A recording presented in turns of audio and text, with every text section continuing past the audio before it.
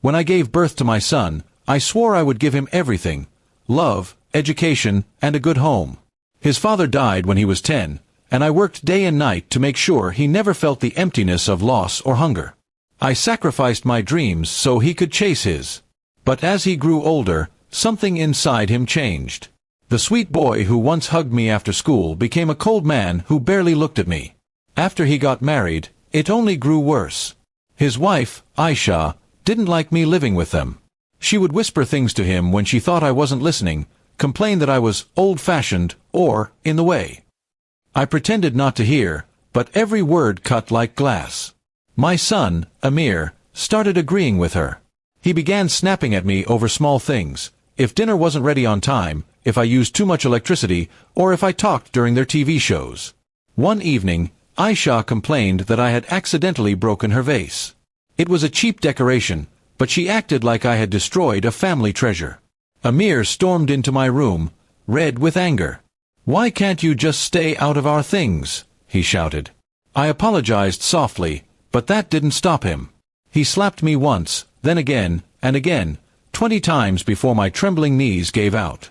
His wife stood in the doorway, smiling faintly as if she'd won some kind of battle.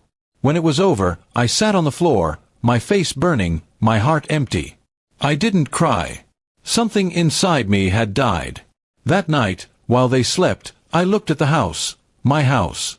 Every wall, every brick had been paid for by my years of labor. The house was still in my name. I realized something: they might have broken my heart, but they couldn't take my dignity unless I let them. The next morning, I quietly went to my lawyer. I explained that I wanted to sell my property immediately. He was surprised but did everything quickly since all the papers were already in my name. Within a week, the house was sold, and the money transferred to my account.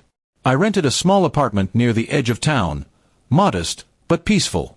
On the day Amir left for work, I packed my things. I left behind only a note on the kitchen table that said, "A home built by love cannot stand on cruelty. I hope you both find somewhere that suits your hearts." Then I handed the keys to the new owners, a kind couple who promised to take good care of the place. When Amir came home that evening, the scene must have been chaos. His wife's jewelry, furniture, and clothes, everything, was still inside, but they no longer owned the house. The new couple told them politely that they had bought the property legally and that my son and his wife had to leave immediately. Neighbors later told me they screamed and begged, but there was nothing they could do. That night, Amir called me dozens of times. I didn't answer. When I finally picked up the next morning, his voice was broken. "Mom, where are we supposed to go?" he asked.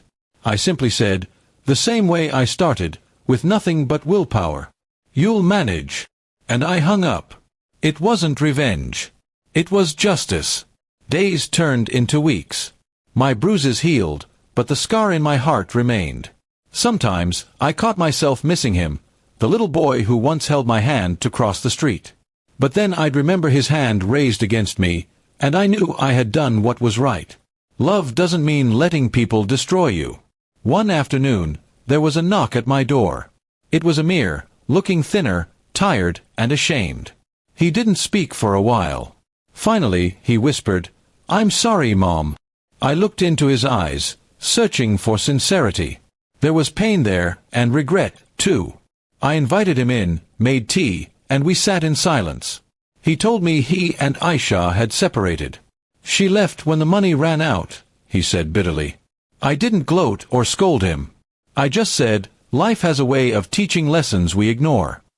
We talked for hours, about his childhood, about his father, about mistakes. For the first time in years, he listened. In the months that followed, Amir visited often. Slowly, our bond began to heal.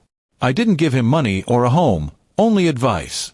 I wanted him to rebuild himself from the inside. And he did. He found a job, started renting a small flat, and even began volunteering at a local shelter. Sometimes he still cries when he talks about that day. I do too. But I tell him, what matters is not how many times you fall, but how you rise after realizing who you hurt. That house was never just a building, it was a test. And though it took losing everything, my son finally found his heart again. Now, when he hugs me, I feel the warmth I thought I'd lost forever.